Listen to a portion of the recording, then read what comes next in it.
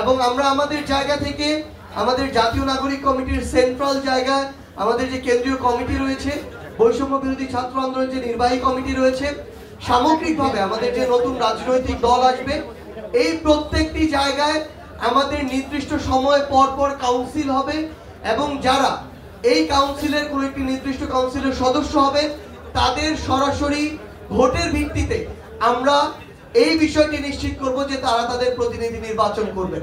So আমরা এটি অবশ্যই আপনাদেরকে আমাদের জায়গা থেকে কথা দিতে পারি যে আগামীর বাংলাদেশে আমরা শুধু গণতন্ত্র দেশে দেখতে চাই না, আমরা যে রাজনৈতিক দলগুলো করতে চাই এবং দেখতে চাই সেগুলোর ভিতরেও গণতন্ত্র দেখতে চাই এবং সেটা আমরা নিশ্চিত করবো ইনশাআল্লাহ। আমরা আমাদের জায়গা থেকে মনে করি যে যারা আসলে চোখের সামনে লাশ রক্ত দেখে এবং জীবন দেওয়ার জন্য প্রস্তুত থেকে খুনি হাসিনাকে দেশ ছাড়া করেছে, তাদেরকে এই জীবনে মানে এই পৃথিবীর জীবনে আর নতুন করে ভয় দেখানোর কিছু নেই। সো তারা যে কোনো কিছু ভয়কে সামনে রেখে যে শব্দটা ব্যবহার করা হয়েছে যে দল বড় করছে না, আমরা বিষয়টা এইভাবে দেখি না।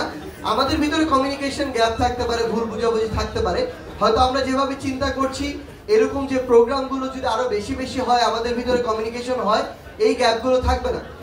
আমরা আমাদের জায়গা থেকে দেখুন, জাতীয় নাগরিক কমিটি আজকে থেকে 6 মাস আগে জাতীয় নাগরিক কমিটির হয়তো নামটি ছিল না, 5 মাস আগে বা 4 মাস আগে জাতীয় নাগরিক কমিটির নাম এসেছে।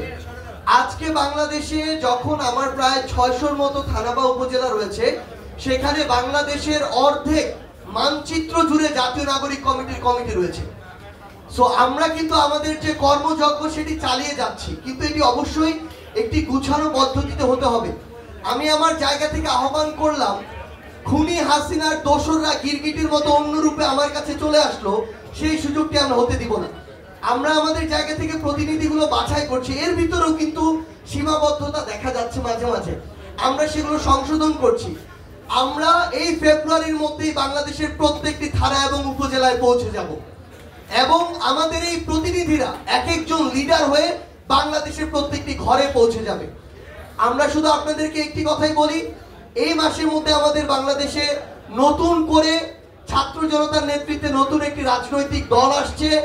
এই রাজনৈতিক দলের আপনারা যারা আজকে আমাদের সামনে রয়েছেন প্রত্যেকে এক একজন লিডার, এবং এটি মনে করে আপনারা আপনাদের জায়গা থেকে ওই যোগ্য দক্ষ সৎ, এই সৎ দেশের প্রতি দেশের মানুষের প্রতি যে মানুষগুলো আছে, আপনারা নিজের এক একজন লিডার হয়ে সেই মানুষগুলোকে ঐক্যবদ্ধ করার কাজে আজকে থেকে লেগে পড়ুন।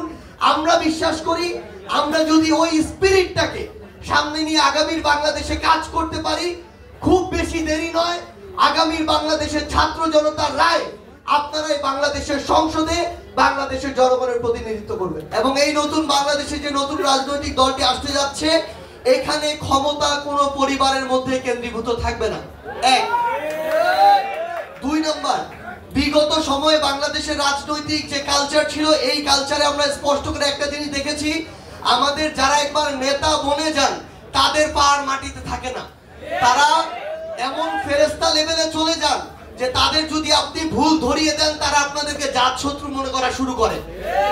এই তরুণ প্রজন্ম আপনাদেরকে কথা দিয়ে যাচ্ছে, আমাদের পা মাটিতে থাকবে এবং আমাদের যে কোনো ভুল শোনার জন্য, শুধরানোর জন্য আমরা সবসময় প্রস্তুত থাকব।